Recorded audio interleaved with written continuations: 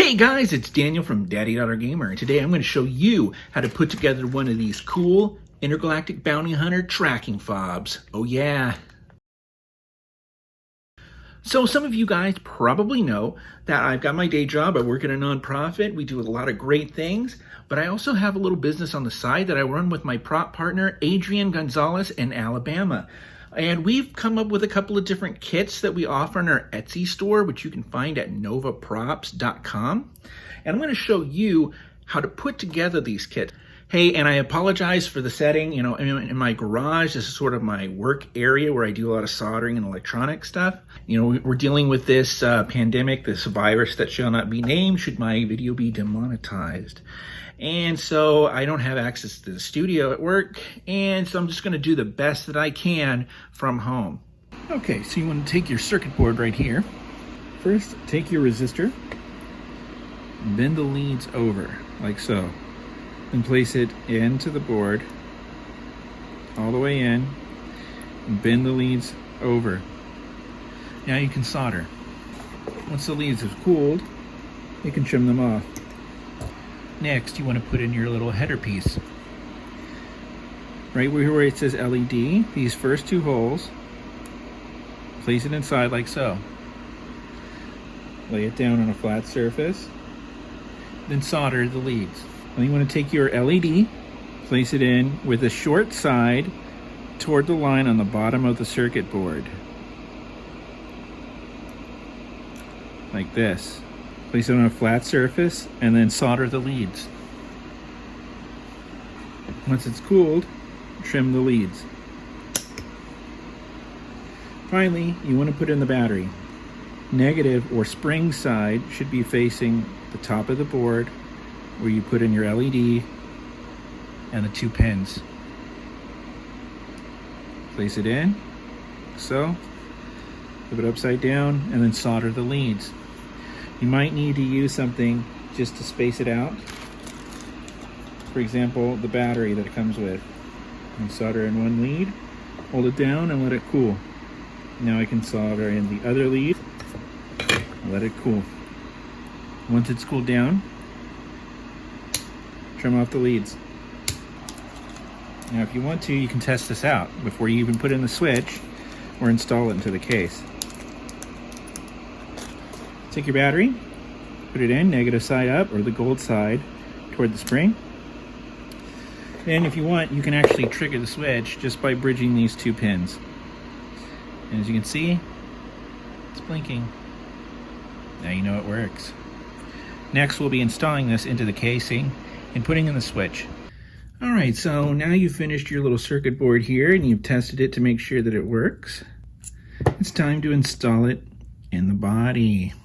Now you could go ahead and paint this first if you wanted to, or you could put it together then paint it.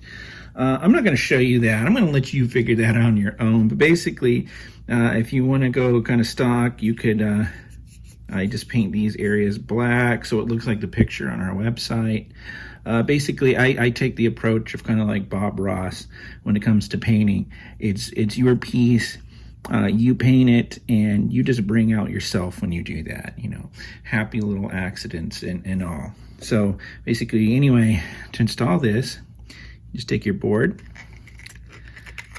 put it in, see how the LED is popping out the top, press down with your fingers or your thumbs, there you go. Next, I'm gonna open up your little kit here and pull out your little switch. I'm going to bend these pins down like so, sort of like in an L shape.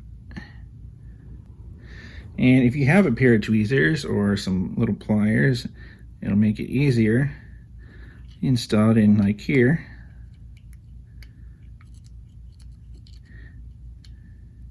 Ta-da! See how that fits nice and easy? So usually what I do is, just to make sure this stays held in place, go ahead and use a little glue. Like I said, I like using this E6000.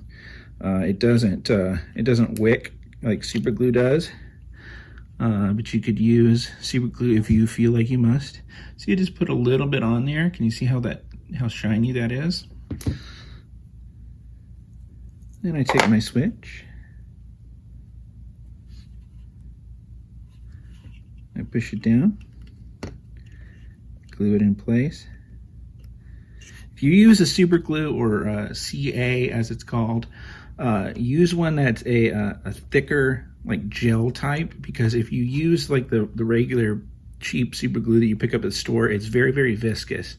It's like water, and it has a tendency to wick, and what can happen is it can actually sort of travel up the sides of the switch and get inside of the action and basically glue the switch shut so you can't open or close the switch, and that's not good. You don't want that. So what you want to do is just sort of bend the pins over. You can wait for this thing, the glue to be set if you want to before you do this. It'd probably be easier, but for me, I've done hundreds of these, so it's not a big deal. See, I bent these pins over. It doesn't have to be these two sets. You could bend the other pin over. It could be this first and second, or the third and second. For me, it was just easier to do it that way. First and second pin. I'll place it down here, and I'm going to go ahead and solder these connections. Now you can see the switch is on. Since the switch is not dried yet, I'm going to use the tweezers to turn it off. That way I don't bump it out too much out of the way, but you can see they're soldered in place, so this is good to go. Another thing you can do is, if you want, you can actually you can actually glue the board in place as well. I usually do that on the finished versions that we send out. In fact, I always, not usually, always do that in the finished versions that we send out, because I just want to make sure that when you get something that I built, that doesn't fall apart in the mail by the time you get it. So that's how that goes. And a little gob of dried glue landed in there. I'm just going to take that out. Gross. So here we go. Next thing you want to do is install the battery cap. You just place it in here like so. It can be a little tight fit sometimes. Just place it down like that. It's nice and flush. And you want to go ahead and go to your 3 screws and your Allen key.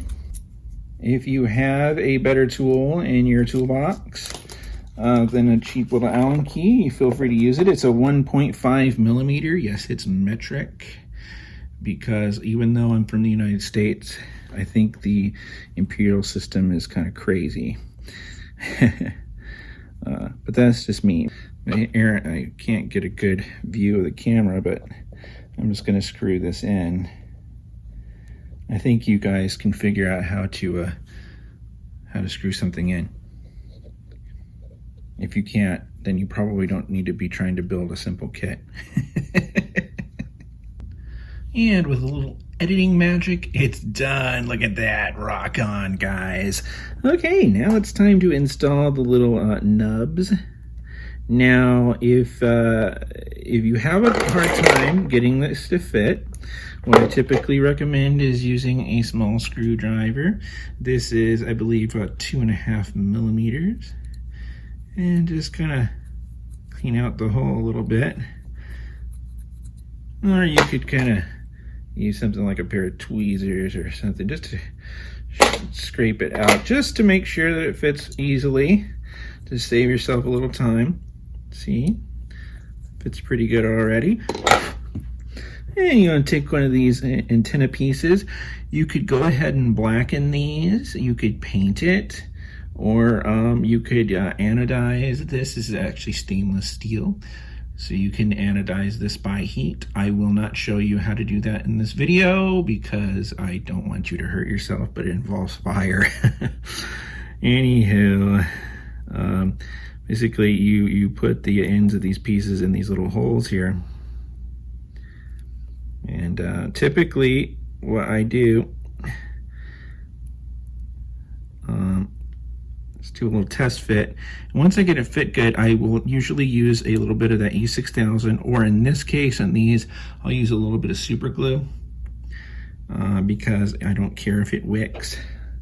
And you just get it in there nice and tight so it's good and snug. And then you want to do the same thing with the other side. And there you go, both sides are in. And here it is. Minus a little paint, it's all ready to go. Well, I hope this video helped you out. If you're interested in picking up one of these kits, make sure you visit the website down in the description below. It's novaprops.com. That's Nova, N-O-V-A, props.com. Go ahead and order some of these kits or order the finished pieces if you want. And I'll get those shipped out to you just as soon as possible. Thanks. Don't forget to mash that thumbs up button. And, hey, if you really enjoyed the video, maybe think about subscribing to my channel. That would help me out a lot. Bye.